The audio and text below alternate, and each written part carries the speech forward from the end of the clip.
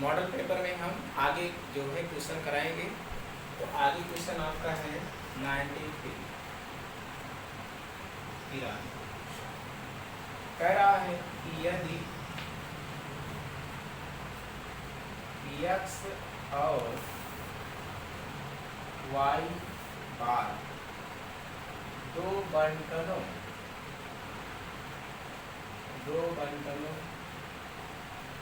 के माध्य इस प्रकार है कि x बार और y बार, x बार छोटा है y बार और z बार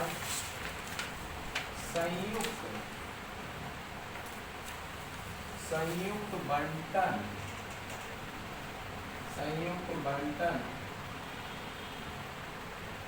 का माध्य है, तो निम्नलिखित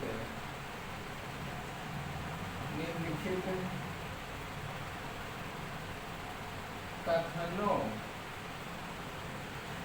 में से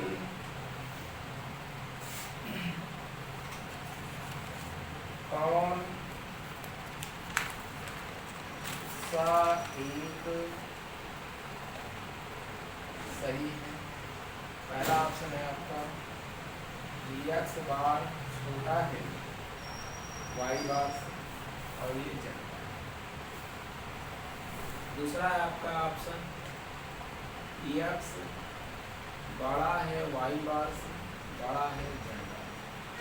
तीसरा आपका है z बार बराबर है x bar plus y bar by 2 से। और चौथा है आपका x बार छोटा है z बार से, छोटा है y बार से। तो आप देख रहे हैं कि आपके पेपर में इस तरीके से क्वेश्चन पूछा जाता है और बेहद सरल और बेहद इजी क्वेश्चन है। कहा जा रहा है यदि x बार और y बार दो बंटनों के माध्य इस प्रकार हैं, अगर दो बंटन है आपके पास उनके माध्य जो है कि x का बार यानी x का माध्य y के माध्य से छोटा है, ऐसा कह सकते हैं। x का माध्य y के माध्य से छोटा है और z संयुक्त बंटन का माध्य यानी इन दोनों का माध्य है, तो निम्न में कौन सा कथन सही। तो आप देखिएगा x का माध्य छोटा है z का माध्य से, संयुक्त कह रहा है। तो एक समीकरण आप ये बना लीजिए। फिर कह रहा है कि z का माध्य छोटा है y के माध्य से, समीकरण आप ये दो बना लीजिए। क्योंकि आपका जो z माध्य है ये आपका संयुक्त बंटन माध्य है। अगर ये संयुक्त बंटन माध्य है तो बिल्कुल आप इस तरीके से बना सकते हैं कि x का माध्य छोटा है z के माध्य से और z का माध्य छोटा है y के माध्य से। अगर हम समीकरण 1 और समीकरण 2 की बात करें, समीकरण 1 व 2 की बात करें, बिल्कुल हम कह सकते हैं x का माध्य छोटा होगा z के माध्य से, छोटा होगा y के माध्य से। भैया कौन सा ऑप्शन सही हमारा डी वाला है। देखिए देख रहे हैं कितना इजी और कितना सरल क्वेश्चन आपसे पूछा गया है। थोड़ी सी आपको जानकारी होनी चाहिए माध्य के विषय में, तो आप बिल्कुल जो है 4 नंबर ले सकते हैं आसान तरीके से। चलिए आगे के देखते हैं। आगे नेक्स्ट क्वेश्चन देखते हैं। कहा जा रहा है 94 सवाल नंबर है 4 7 8 9 10 12 13 9 17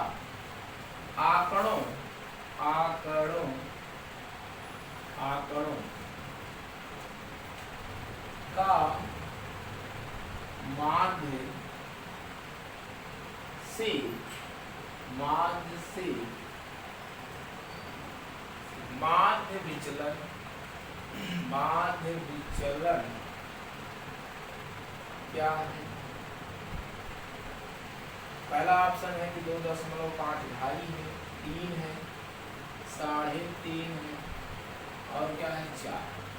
तो देखिए अगर आपसे कहा जाए कि माध्य विचलन, तो माध्य विचलन आप जानते हो, माध्य विचलन आप जानते हो कि माध्य विचलन हमारा होता है sigma X I minus X bar upon N होता है। X I minus X bar upon N होता है, इसी को हम माध्य विचलन कहते हैं। तो सबसे पहले हमें एक्स बार यानी माध्य निकालना होगा, माध्य निकालना होगा एक्स बार निकालना होगा।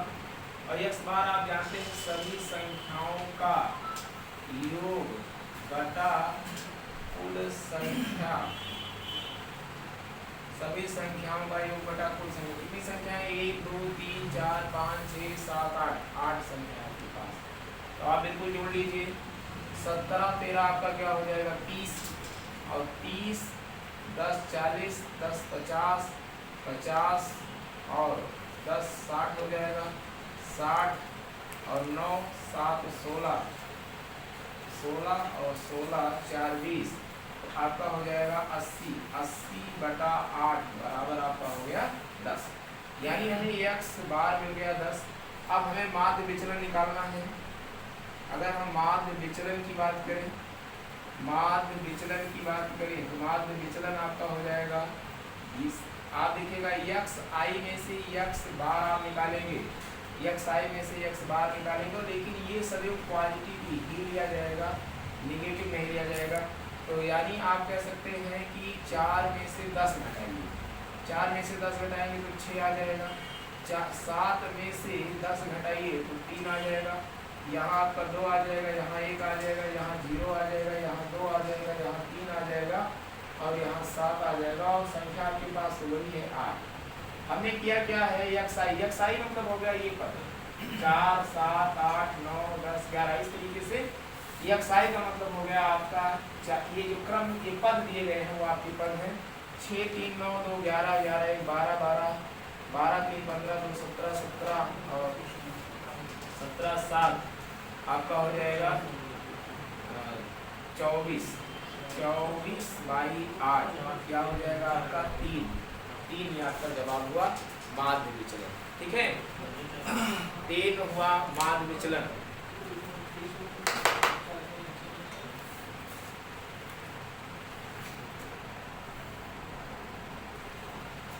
हुआ आपका माध्य विचलन। ठीक है अगला क्वेश्चन देखते हैं हम।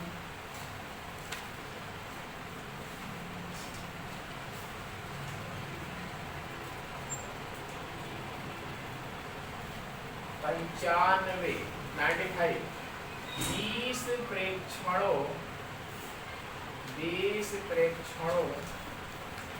का प्रसारण 5 है। यदि प्रत्येक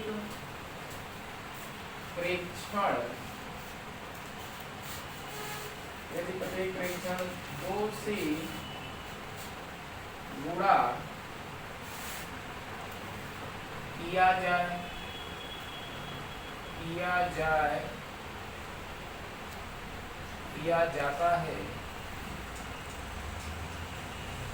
जाता है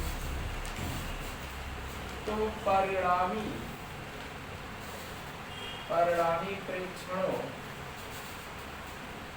प्रेक्षणों का नया प्रसारण क्या होगा? 5 होगा, 10 होगा, 20 होगा, 40। कहा जा रहा है हमसे कि भैया देखिए कितना बढ़िया सवाल है। 20 प्रेक्षणों का प्रसारण क्या है? 5। तो प्रसारण का पहले फार्मूला लिख लीजिए। प्रसारण का फार्मूला आपका हो जाएगा sigma X I minus X bar का whole square by N. Formula आपको याद होना चाहिए। आप देख रहे हैं यहाँ से 2 सवाल पूछ लिया है ना। मानक विचलन का फार्मूला तैयार होना चाहिए। मानक विचलन पर अक्सर सवाल पूछ रहा है बोर्ड, अक्सर मानक विचलन पर जो है टीजीटी पीजीटी में पूछा जा रहा है और प्रसारण पर पूछा जा रहा है। तो मानक विचलन का फार्मूला आपको याद होना चाहिए कि sigma X I minus X बार और मॉड में रहेगा अपान n हो जाएगा। अगर प्रासरण पूछता है तो वही फार्मूला है, बट वहाँ स्क्वायर हो जाएगा, यहाँ क्या हो जाएगा, स्क्वायर हो जाएगा। अगर आप 20 प्रेक्षणों का प्रासरण कितना है, 5 है। बिल्कुल हमारे पास अगर हम देखें तो sigma X I minus X bar का होल स्क्वायर बटा 20 है, और इसका क्या है, 5। समीकरण से एक मान के छोड़ दीजिए। कहा जा रहा प्रत्येक परीक्षण में 2 से गुणा किया जाता है। बहुत अच्छा सवाल है ये। अगर प्रत्येक परीक्षण में 2 से गुणा करेंगे, जैसे हमारे पास 20 परीक्षण है तो सब में 2 से गुणा करेंगे, क्या हो जाएगा, 2 से गुणा करेंगे, 2 से प्रत्येक परीक्षण में, प्रत्येक परीक्षण में, ठीक है, परीक्षण में 2 से गुणा। अगर हम 2 से गुणा कर दें तो आप देखिएगा हो जाएगा यहाँ 2xi हो जाएगा। तो इसका माध्य क्या हो जाएगा, माध्य में भी 2 से गुणा हो जाएगा। ये बात आपको बताया गया है। यदि हम प्रेक्षण में 2 से गुणा करते हैं तो माध्य में भी 2 से गुणा हो जाता है, माध्य में भी 2 से गुणा हो जाएगा। अगर हम प्रेक्षण में 10 से गुणा करें, प्रत्येक परीक्षण में 10 से गुणा करें और उसका माध्य निकालें तो आपका हो जाएगा, माध्य में भी 10 से गुणा हो जाएगा। ये सेम प्रोसेस होता है। तो आपने देखा बिल्कुल ही आप लगा चुके हैं। यहाँ से आप 2 कॉमन कर लीजिए। अगर आप 2 कॉमन कर लेंगे, वर्ग यहाँ स्क्वायर बटा 4 के रूप में बाहर आ जाएगा, और यहाँ आपका हो जाएगा sigma X I minus X bar का होल स्क्वायर बटा 20, और इसकी वैल्यू दे रहा है 5। अगर हम कहें समीकरण 1 से, समीकरण 1 से, तो आप कह सकते हो 4 × 5 बराबर 20। 20 उत्तर आ चुका है। देखिए फ्री का सवाल है। आप देखिए इसकी वैल्यू आपकी क्या है, 5 है, निकला है 5, और 5 × 4 हो जाएगा आपका 20। फ्री का सवाल है, आप 4 नंबर फ्री में ले सकते हैं। ये आगे चलते हैं, आगे चलते हैं, आगे चलते हैं। कहा जा रहा है यदि 2 और, देखिए फ्री का सवाल है, नोट्स में ये पढ़ाया गया है, जितना आज कराया जा रहा है सब नोट्स में पढ़ाया गया है, ठीक है। इस टाइप के सारे सवाल आपको कराए गए हैं। 38 के माध्य n समांतर माध्य प्राविष्ट किया जाने पर परिणामी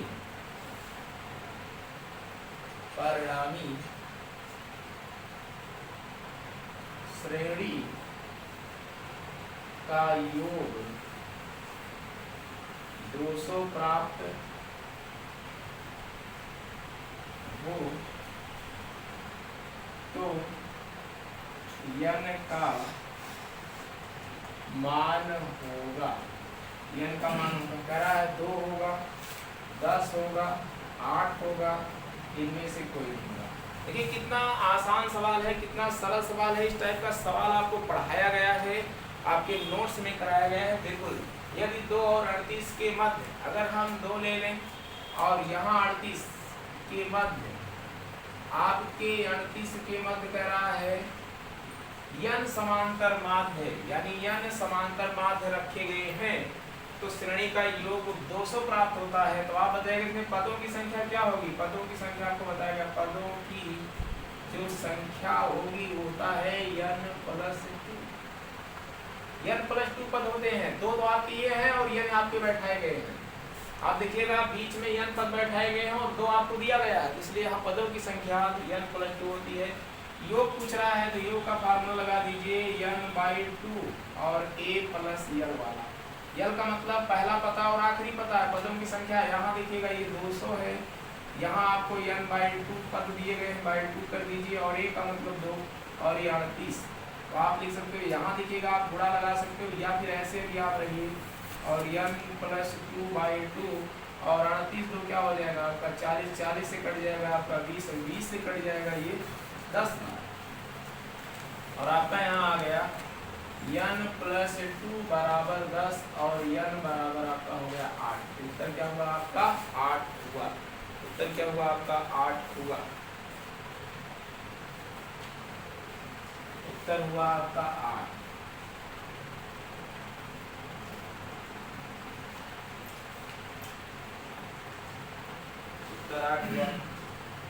प्रकार से देखिए सवाल लग गया आपका। अगला सवाल है किसी कण पर कार्य करते हुए दो बल ऐसे हैं कि उनमें से किसी एक की दिशा बदल दी जाए। बढ़िया सवाल है। 97 किसी कण पर कार्य करते हुए दो बल ऐसे हैं कि यदि उनमें से किसी एक की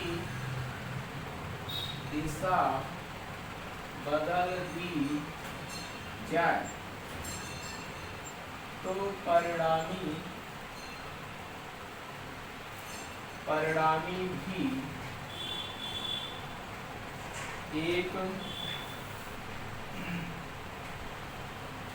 एक समकोण पर घूम जाता है। आपका P बराबर क्या है? Q, और P बराबर क्या है? Q/2, और आपका है 2P बराबर 3Q है, और P बराबर है Q/2। ये आपका सवाल है। किसी कण पर कार्य करते हुए दो बल, मान लीजिए हमारे पास एक कण है, इस पर दो बल कार्य कर रहे हैं, जिसका नाम है P और दूसरे का नाम है Q। दो बल कार्य कर रहे हैं, इनका परिणामी आपका ये है R, और यहाँ आपका है अगर ये थीटा ले लीजिए, ये थीटा ले लेते हैं, इधर केवल थीटा ले लीजिए, आपका क्या है Q। कह रहा है किसी कण पर कार्य करते हुए दो बल ऐसे हैं कि यदि उनमें से किसी एक कण की दिशा बदल दी जाए तो परिणामी भी समकोण पर घूम जाता है। अगर दिशा बदल दें तो जैसे हमारे पास मान लीजिए इसी की दिशा बदलते हैं, तो अगर Q की दिशा बदलेंगे तो Q की दिशा बदलेंगे तो क्या हो जाएगा? -Q हो जाएगा। तो चलिए पहले इस पर निकाल लेते हैं। हम जानते हैं, क्या जानते हैं? tan थीटा बराबर Q sin अल्फा अपान P plus Q cos alpha. ये बात हम जानते हैं। अगर हम इसकी दिशा बदल दें, तो अगर हम दिशा बदलेंगे तो Q की दिशा बदल लेते हैं, -Q हो जाएगा। अगर हम Q की दिशा बदल दें तो परिणामी भी समकोण हो जाता है। यानी हमारे पास जो थीटा है, हमारे पास देखिएगा Q है, Q थोड़ा सा Q ऐसे Q और हो जाएगा -Q बराबर -Q। अब थीटा हमारे पास जो हो जाएगा वो 90 प्लस थीटा हो जाएगा, क्योंकि वो समकोण पर घूम जाता है। तो थीटा पहले से था, समकोण पे घूमा तो समकोण 90 और बढ़ गया, थीटा ही हो गया। अब हमारे पास हो गया tan 90 प्लस थीटा बराबर -Q sin अल्फा अपान P minus Q cos alpha. अगर ये समीकरण हमारे पास एक है, ये समीकरण हमारे पास क्या है? एक है। यहाँ tan 90 प्लस थीटा दूसरे में जा रहा है तो क्या हो जाएगा आपका? cot थीटा होगी इसमें नेगेटिव में, -Q sin अल्फा अपान P और Q cos अल्फा। आपसे देखिएगा पहले जो कहा गया, पहले दो बल किसी कण पर दो बल कार्य कर रहे हैं, तो उसका फार्मूला ये होगा tan थीटा बराबर Q sin अल्फा अपान P plus Q cos alpha. समीकरण आपने एक मान लिया। कह रहा है कि उनमें से एक की दिशा बदल दो, किसी एक की दिशा बदल दो, आप स्वतंत्र हो, P का बदल दो, Q का बदल दो। हमने Q का बदल लिया। तो अगर दिशा बदल दी जाए, दिशा जब बदलती है बच्चे यहाँ क्या हो जाता है? निगेटिव हो जाता है। जिसकी दिशा बदली जाएगी वो आपका क्या हो जाएगा? माइनस हो जाएगा। दिशा बदल दी जाए तो परिणामी समकोण पे घूम जाता है। तो पहले थीटा था, Q के सापेक्ष कोण था, क्या था? थीटा। अब समकोण में बदल जाता है, तो यानी समकोण परिणामी भी एक समकोण घूम जाता है, परिणामी भी एक समकोण घूम जाता है। तो परिणामी अगर दिशा बदलेंगे तो परिणामी एक समकोण घूमेगा, एक समकोण माने यहाँ चलाएगा, 90 का बनाने लगेगा, और जब 90 का बनाएगा तो थीटा पहले से था उसमें 90 जुड़ गया, और ये समीकरण आपका क्या हो गया? 2 हो गया।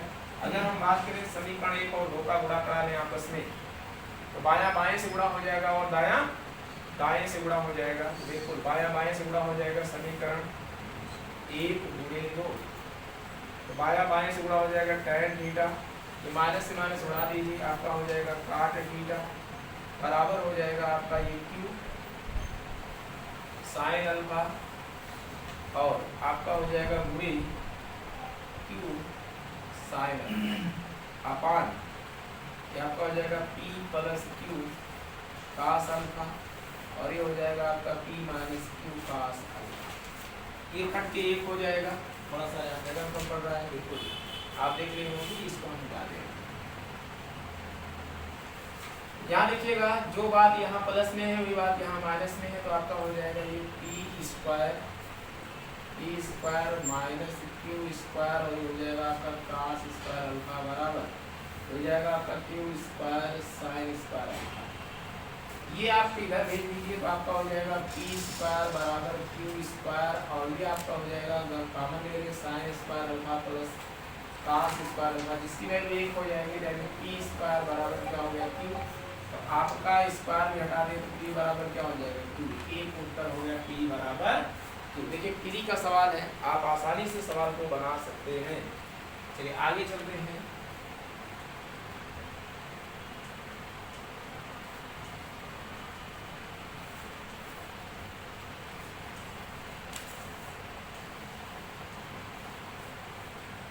आगे आपका है 98 ठीक है। इस टाइप का भी सवाल पूछा जाता है और आपको आना भी चाहिए, और इसलिए पूछा जाता है कि आप कितने समय में इसे लगा सकते हैं, है ना। समय की बात है, 1/3 का मान है, तो पहला मान है आपका 95, दूसरा मान है 85, 73 और क्या है 65। कुछ नहीं करना है, ऐसे सवाल देखिएगा, घनमूल का सवाल है, यहाँ आप घात 3 लगा दीजिए, 7 3 7 5। आप पीछे से यहाँ घात 3 है, पीछे से 3 पद लेंगे और 3 पद में इकाई वाली वैल्यू नोट कर लेंगे। ध्यान दीजिएगा, घनमूल निकालना आप सीख लीजिए। किसी भी संख्या का घनमूल अगर आपको निकालना है तो आप देखिएगा पीछे से 3 अंकों का पेयर बनाएंगे और उसका इकाई अंक नोट करेंगे। इकाई अंक इसमें क्या है 5, तो हमने 5 नोट कर लिया। बाकी आप देखिएगा, ये देखिए किस घनमूल के अंतर्गत आ रहा है, तो आप देखिएगा 5 किसके किसके पीछे, ये तो बाहर हो गया, पहले ये बच्चा ये बच्चा ये बच्चा। तो अगर आप देखेंगे तो यहाँ सबसे पहले देखिए हमारे पास क्या है 6, हमारे पास 8 है, हमारे पास 9 है। तो अगर हम घनमूल निकालें 6 का क्यूब, और किसका यहाँ दे रहा है 8 का क्यूब, और यहाँ दे रहा है 9 का क्यूब, किसके आसपास है, तो आप देखिए 6 का क्यूब होता है 36 छक्का 216, 6 36 और 6 36 के 6, 6 18, 18 3 के 216 दिया।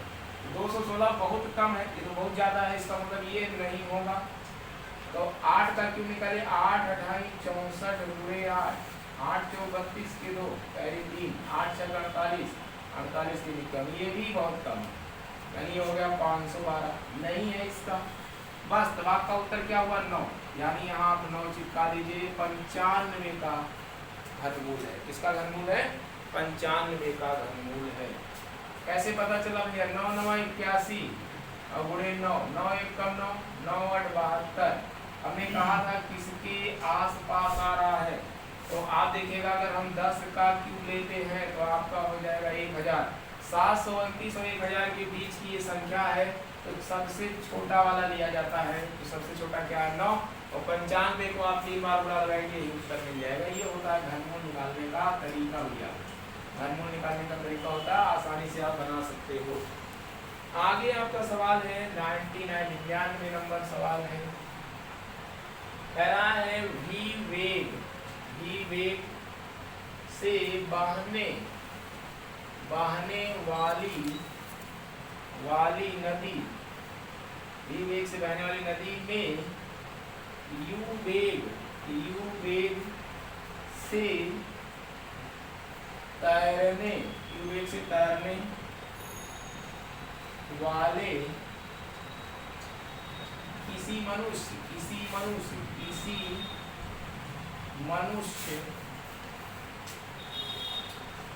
मनुष्य को धारा के लंबवत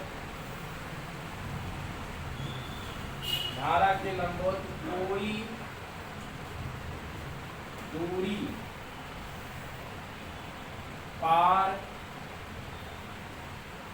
करने में t1 समय लगता है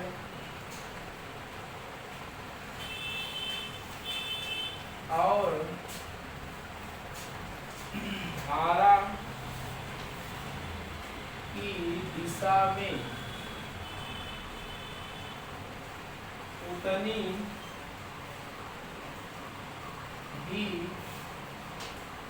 दूरी तय करने में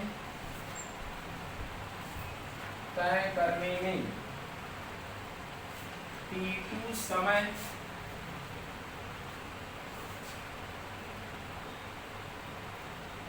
लगता है,